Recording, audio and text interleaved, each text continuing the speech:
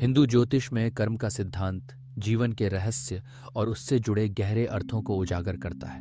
यह विचार कि हमारा वर्तमान जीवन केवल संयोग या भाग्य का खेल नहीं है, बल्कि अतीत के कर्मों का प्रतिफल है, हमारे अस्तित्व को एक गहरी दिशा देता है। जब हम अपनी जन्म कुंडली को देखते हैं तो वह केवल ग्रहों की स्थिति का दस्तावेज नहीं है, बल्कि हमारे पूर्व जन्मों के कर्मों का एक जीवंत नक्शा है।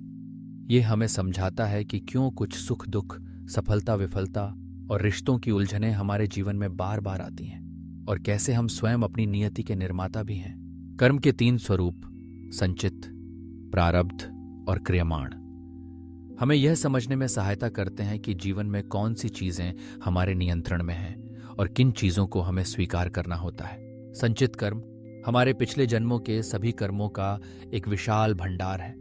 कल्पना कीजिए, जैसे एक विशाल गोदाम है जिसमें आपके हर छोटे बड़े अच्छे बुरे कर्मों के बीज संचित हैं। यह गोदाम अनदेखा है, लेकिन इसमें हर वह कर्म मौजूद है जो आपने अपनी आत्मा की यात्रा में कभी किया है। इस भंडार में से कौन सा बीज कब अंकुरित होगा, यह निश्चित नहीं है, परंतु यह निश्चित है कि यह बीज सही समय, परिस्थितियों और ग्रहों की दशा के अनुसार जीवन में प्रस्फुटित होते हैं। अब आते हैं प्रारब्ध कर्म पर, जो संचित कर्मों का वह विशेष हिस्सा है जिसे इस जन्म में हमें अनुभव करना है। जब हम जन्म लेते हैं तो हमारी आत्मा अपने संचित कर्मों से एक चुनिंदा हिस्से को इस जीवन के लिए चुनती है। यही प्रारब्ध कर्म है। इसे आप ऐसे समझ सकते हैं जैसे विशाल गोदाम से कुछ बीज निकालकर आपके वर्तमान जीवन के बगीचे में बो दिए गए हों। आपकी जन्म कुंडली इन्हीं बीजों का नक्शा है, जिसमें ग्रहों की स्थिति यह खोलती है कि कौन सा कर्म कब और कैसे फल देगा। उदाहरण के लिए, अगर आपकी कुंडली में शनि मजबूत है तो इसका अर्थ यह हो सकता है कि आपने पिछले जीवन में कठोर श्रम, अनुशासन और ईमानदारी जैसे कर्म किए हैं, जिनका प्रतिफल अब आपको मिलेगा।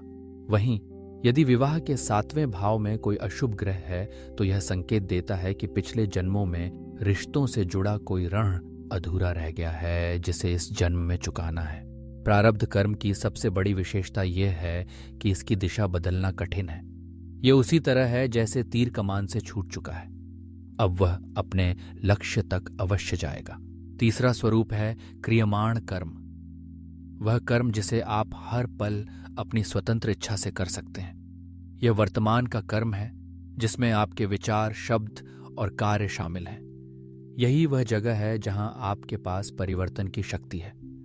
हर अच्छा या बुरा कार्य, हर सोच, हर निर्णय आपके संचित कर्म के भंडार में नया बीज जोड़ता है। जब आप पूजा पाठ करते हैं, दान देते हैं या किसी की मदद करते हैं तो सकारात्मक क्रियमाण कर्म का निर्माण होता है, जो आपके भविष्य को उज्ज्वल बनाता है।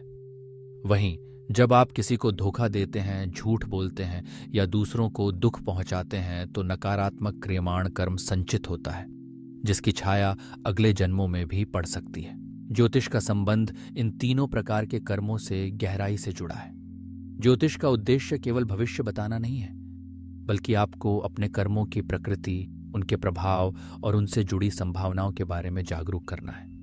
ये आपको मार्गदर्शन देता है कि प्रारब्ध के प्रभाव को कैसे समझें और स्वीकारें, और क्रियमाण कर्म को कैसे सकारात्मक दिशा में मोड़ें। उदाहरण के लिए, यदि आपकी कुंडली में किसी ग्रह की अशुभ स्थिति है तो ज्योतिषीय उपाय जैसे मंत्र जाप, रत्न धारण या दान पुण्य करने का सुझाव दिया जाता है, जिससे प्रारब्ध के नकारात्मक प्रभाव को कम किया जा सके।